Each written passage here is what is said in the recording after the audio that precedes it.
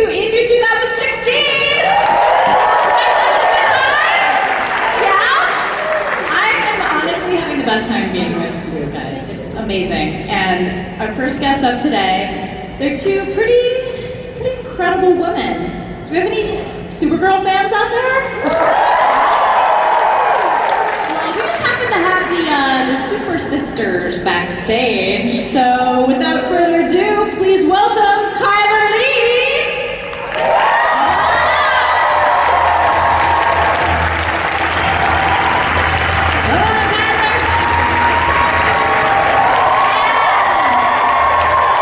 Supergirl herself, Melissa Benoist.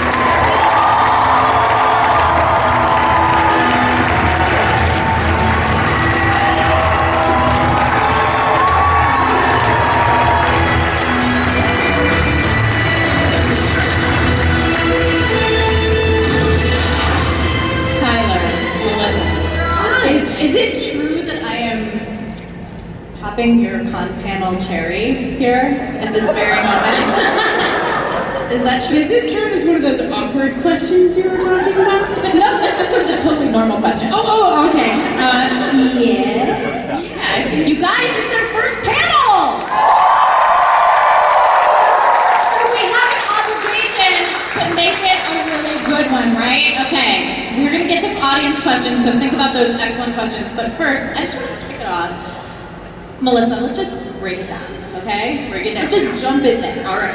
Cara, what is her number one priority? Is it her relationships in her life, or is it saving the world? Oh, it's gotta be saving the world. And how do you find that balance of the two? Because it seems like a lot of the dynamic of the show is, the ebbing, the flowing between, and how, as an actress, do you take that on and kind of give validity to both aspects? I think that is her number one struggle, is finding the balance, because Catco is so important to her. She needs a normal life outside of being Supergirl. And what I love is that usually when one half of her life is going really well, she feels really great about whatever aliens she's defeated or something that's gone on in the DEO, her personal life kind of suffers. So it is fun to play that, and I'm still figuring it out. I think that's her number one struggle. But I think it's good as an actress that you don't have it figured out. You're discovering it as the character, and I think that's why she's so relatable. Were you guys both familiar with the comics before you kind of tackled the project? And talk a little bit, when you talk about that, about the casting process, because I heard it was kind of arduous.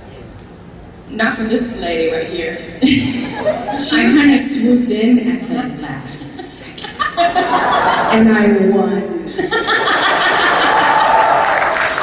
She was really the savior, because we had seen a lot of Girls for Alex, and I had read with a bunch of Girls for Alex, and no one compares. You were perfect. I'm smiling like to the mic. I'm like, she is perfect. Can you hear her smile? Can you? No. But Melissa, with you, there was more like of a. You were like the first round of seeing people. You were one She of was the first. literally the first. The very first. You were like the first one to walk in. for Supergirl, yeah.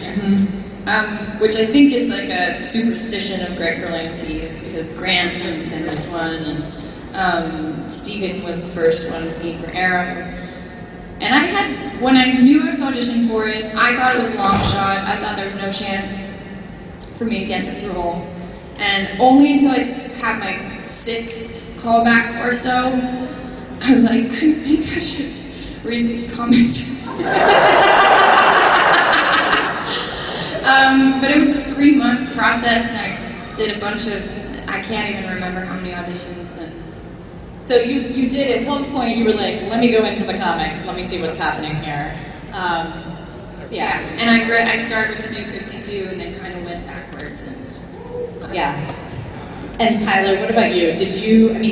Alex isn't in the comics. So That's right. Yeah, so They're gonna make them now. Yeah. Next. No, it's actually, it's really fun to kind of come from that aspect of it, because I don't necessarily have to stick to anything. You know, we can just kind of make it up as we go, and kind of just see how my character can shake things up for for some more well-known folks. Don't you have a really good idea, though, that would tie into comic books? Yes, I do, and I'm totally gonna pitch it, and I'm hoping you all agree with me. Now, I know there already is a Batgirl. However, I do think with the technology that the DEO has, I think I should have some gadgetry. I think I should be able to kick butt as well. And who knows, maybe fly someday. I think that would be better. We'll fly together. Fly to the grocery store, whatever it is. But I do think, and you guys have to join me on this, that it could be Batgirl-ish. I don't see a problem with that. It's a winner. Yeah, we also have, a little Twitter campaign to get a cape for you. So the cape and let's all tie it all together, Yes, black. Yeah, Cape Alex. All black. Yeah, Alex? Cape Alex. Cape Alex is the hashtag. Really? Well, I created it this morning, so. You're amazing. So now you know. Cape Alex. So what would you say, Kyla, real quick before we move on? What are your personal goals for her? Do you, we're nearing, the completion of the first season. Where would you like to see the character evolve by the end of the season, and then possibly, in season 2, 3, and onward? Onwards and upwards. Gosh. I think, one thing that I really appreciate about Alex is that she's not defined by who she's around. And so there's that side of it where, you get into the relationship kind of stuff that I'm actually glad that it was only a cat and mouse thing with the Maxwell Lord kind of aspect. Me too. Ooh. I don't like Maxwell Lord. She didn't like it very much. Not good enough for her.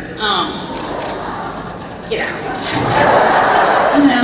But, I was glad that it didn't come to that. Yet I know that it's probably going to be explored, sooner than later, but the fact that Alex is, a strong woman and she, can do it by herself, doesn't have to have somebody necessarily by her side. This is enough relationship for her. Good grief. I agree. I don't got time for no What are you trying to say? Thanks. Well, I think that's a really good point. The genre, the adaptations from, Marvel to, on the other side, have come under a lot of fire, I guess you could say, for not having strong female characters. And here you have a show with 3 really strong female characters, and it has to just feel good to be part of something like that. It does. It's a wonderful story to tell, and it's an incredible opportunity to inspire others, and especially, women all around. But really, I think the most fun we have is when we see the little ones and how they respond to it, and that just what it means for them. I think is just huge. It's so great to see them, especially if they come to set or get to meet, them, how they respond to this one over here. It's pretty special. It's really amazing. Yeah, Melissa, how about you? Are you feel a real sense of obligation? It's never felt like obligation. It's always felt like a privilege, and especially to be with Kyler and Callista and Jenna, Dewan Tatum, and all the women that have, and Laura Benanti, and we have such an incredible group of women. And one of my favorite parts about this show is Elmira, and how inclusive Supergirl is to everyone around her, and how she just wants everyone to feel like a team, and that's how she solves problems in the midst of discovering how she wants to be her own hero. And I think that's what's really feminist about our show. And we have all these strong women, but everyone works together to save That's the world. Another beautiful thing, and something else I love about Kara, of the many things, because she has such a traumatic history. And that was what struck me the most when I first auditioned, was wow, she was 12 years old, she grew up on Krypton, she had a childhood there, she remembers, she knows what she's missing. And the fact that she chooses to handle it with joy and optimism and positivity is so admirable to me. Yeah, and psychology studies actually show that 11 and 12 are the most formative years in a child's life. So the fact that she was 12 was, pretty amazing that she could come through that and still be, grateful and graceful and, yes, make mistakes, but she has such a wonderful heart and she's so kind. And I think that's one thing that I love so much about Supergirl, about Kara, and especially about about the episode Falling. I mean, so powerful. So powerful. But I think one of my favorite parts is the remorse that Supergirl Kara felt at the very end when you just see that switch of the last time she was on that balcony with Kat, or the first time she was on the balcony with Kat and pitched her over the side, and then to see it kind of like come back full circle at the end. I thought that was just so lovely and so touching. I love you.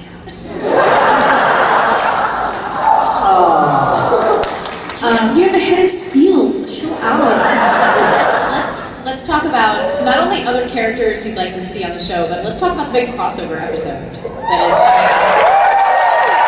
So this has been in the works since like 2014 when the show started. There was talk. Everybody was saying it wasn't in the works. Yeah.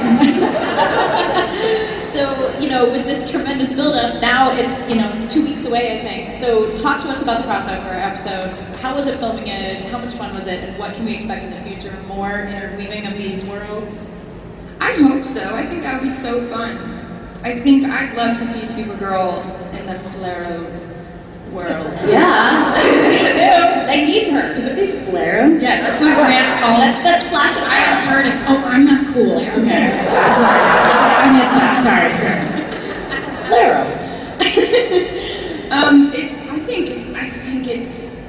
I just have a really good feeling that you guys are all really gonna like the episode because we had so much fun making it. And it's like, Grant and I have these moments like looking at each other like, this is too cool. My cape was billowing in the wind. And he was pretty jealous of my cape. The cape played, and the stills look amazing. So, yeah. Is everybody planning on watching that episode? Good. Me I too. think it's something actually because I have kids. I have 3 kids, and the biggest thing, 2 little girls, and they look up to both Kara / Supergirl and Alex Danvers. And I think what's so cool about this show, and why I get really honored to be a part of it, is that you can see these wonderful flaws in both characters, and a lot of girls will say to me, and even my own have said, "Mommy, I don't have a cape, I don't have superpowers, so I can't be a superhero." And the immediate answer for me is it doesn't take superpowers to make a superhero. Anybody can be one. It's just a matter of what's in your heart. And so that's what I say to my girls. That's true. And I would kind of even just go on with that and say to never underestimate yourself and that you're capable of so much more than you would ever imagine. Even I've discovered that all season through the characters that we play, but also every day Kyler and I are going through struggles and it's really challenging. And I've done a lot of things this season physically, mentally, emotionally that I didn't realize I could. So that's what I would say to you is just you are so much stronger than you know. That's great. Thank you, guys. Thank you. I was just wondering, what your favorite scene was to film together and why. Do you guys have a favorite? Anytime we're eating. I'm kidding. No, actually, I think there are so many. Yeah. Oh, yeah. I'll tell you what. Our first couch scene where she hits me in the face with the pillow. Mm-hmm. Real deal.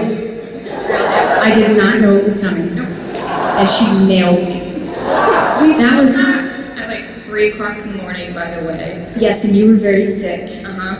And it was like a 18-hour day or something bananas. Yep. And yeah. So we were a little delirious. Yeah. But it was really fun. I think that was our first couch scene. Yeah. Pot stickers. Hot stickers. Of the many dishes we love to use together. Pizza, ice cream. Yeah. Other than, I mean, that one was really fun. But I have to say, one of the scenes that I was the most astounded by Kyler was in from The Girl Who Has Everything, when she's on Krypton and convincing Kara and breaking the spell. I saw Kyler.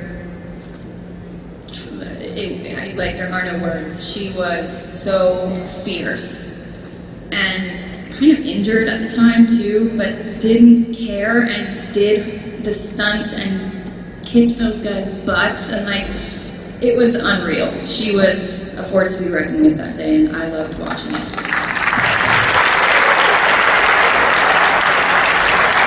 It was actually a really interesting experience though too, just because Melissa and I were very distant during that.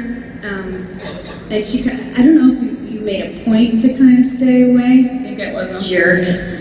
But she did.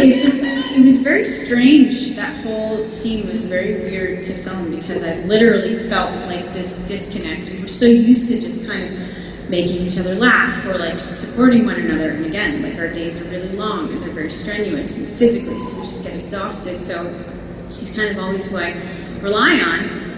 And so it was weird. I couldn't connect with her, and it was kind of it was incredibly frustrating. And I think that actually helped motivate trying to win her back. I'd say the hardest for me all around. There were plenty that were tough emotionally and draining in that way, but all around, at the end of episode 13, when Kara's kicking Non's butt, we filmed that at this remote location. It was all night. I was sick. It was muddy, and we were in the ground and physical, and it was also really emotionally draining. So the elements were against us, and I also had this scene where I had to play just fury towards a family member that there was a lot of weird stuff with. So that was the hardest one I've done. I think one of the other hardest ones that we had was up on the rooftop. Astra's death scene was really extremely hard to shoot. It was very cold outside, and it was, I don't know, like 40-mile-an-hour winds, and we're on a roof where you should be in those conditions. And yeah, it was we filmed until like 7 in the morning. Mm-hmm. We had a lot of those. There were a lot of, we call them fratter days. So you go in, by the time the week is, kind of rolled out, because of how many hours you're there, technically you have a turnaround, so you have to come in 12 hours the next day. So by Friday, sometimes you're not going in until 3 in the afternoon, or if it's a night shoot, you have to do it like that. So you go sundown to sun up. We had a lot of those. Everybody keeps talking about your real singing, but I would love to see you two ladies go on lip sync battle. That would be so much fun. Harry Howard and Taraji P. Hensley took time out from Empire to do an episode, so you guys can totally make Well, I'm sure you saw Jenna and Channing. Yes! Oh my God! Jenna was amazing. She was incredible, and Channing in the Elsa outfit. I was watching it, and my daughter came up behind me. She's like, "That's the weirdest Elsa I've ever seen. She's enormous." Oh, excuse me, it's fine. So that would be so much fun. That would be awesome. But you can't. Great idea. I'm Katerina Zorro from Krypton, and Yes. I was wondering, what was your favorite episode to film? This is rapid fire. I would say, I would say Black Mercy was a lot of fun. Black Mercy was really great. Yeah. I have 3. Oh, Is that against the rules? Red Tornado, yes. For a Girl Who Has Everything, and red kryptonite falling. Yeah. Awesome, thank you. Yes. Hi, I'm Mallory. I'm from Joliet. And if you could choose, for all of you, if you could choose any superpower, what would it be? Superpower. First of all, you make an awesome Professor Trelawney. You look great. I think a lot of us agree on flying, because that would just be Why? rad. It'd be super fun. Flying would be really cool. And maybe X-ray vision. That'd be kind of cool too. Maybe time, the ability to time travel. You want to see some dinosaurs. Nerd, that's like. I'm sorry. What would your superpower be? What would you do? Invisible. That's a Invisible? good idea. I think invisible is key. Good job. Great question. Yes. Yes. Hi, I'm Freya, and I'm from Chicago. My question was, do you think you're ever gonna team up against Superman? Team up against Superman? That'd be pretty dire circumstances if we did. It'd have to be crazy. Yeah, that would be interesting. Who knows? Pitch it? I don't know. We're on pitching mode, so let's just, I don't know. Put it out there into the universe. Yeah. Good question. Thank I mean, everybody fights at family picnics, so, I mean, it could just be a day at the park. Okay, we have Ray over here. My name is Alex, and I'm from Chicago. And my question was, how long does it take to film a Supergirl episode? Forever. Typical, like, hour-long shows are, what, 8 days? You know, Yeah, we do, like- we're doing, like, 11. 10 or 11 days. Yeah. So, A lot of days, but they also have a lot of days in post-production, so for the visual effects and all that stuff, it kind of adds to like a 14-day episode kind of situation. Yeah. It's a lot of work. A lot of people work very hard on our show, and we're very grateful to them. Thank you. Yes. So I'm Lily from Highland Park, Chicago area. My question is, like, you see all these like sexualized female superheroes like on the surface of the internet, but you have to go really deep into the internet to find the like male sexualized superheroes. So like, what's your reaction to that? What do you think about it? Wow, that is so smart and observant. that's an incredible question. How old are you?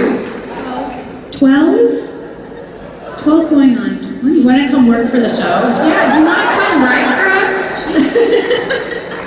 I think it's really unfair. I do. Yeah. But dudes are always in tights. If that counts. I don't know. I mean, Superman wore his underwear on the outside of his clothes. That's a little much, if you ask me.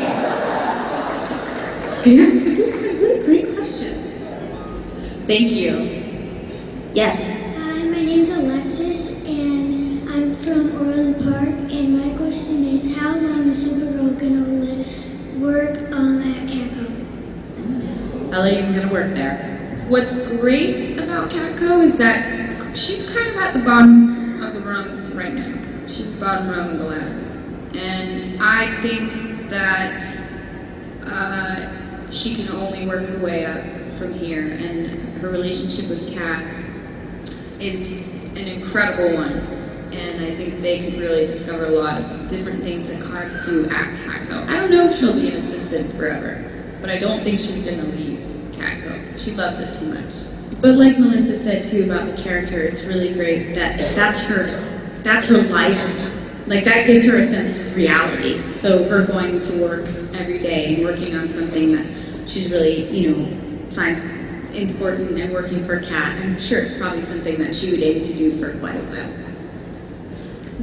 Thank you. Thank you. Okay, we did it, guys. We made it. Our first ever Supergirl panel. Let's say hi to you guys. Thank you for the So make sure you go downstairs, find that you'll be here all day today, and we'll be here tomorrow. Yeah, we'll be here tomorrow. And tomorrow, come down, say hi, cruise around. Melissa, Kyler, you guys are amazing. Thank you so much, and thank you from everyone here at C2E2. Thank you for having us. Thank you. Bye.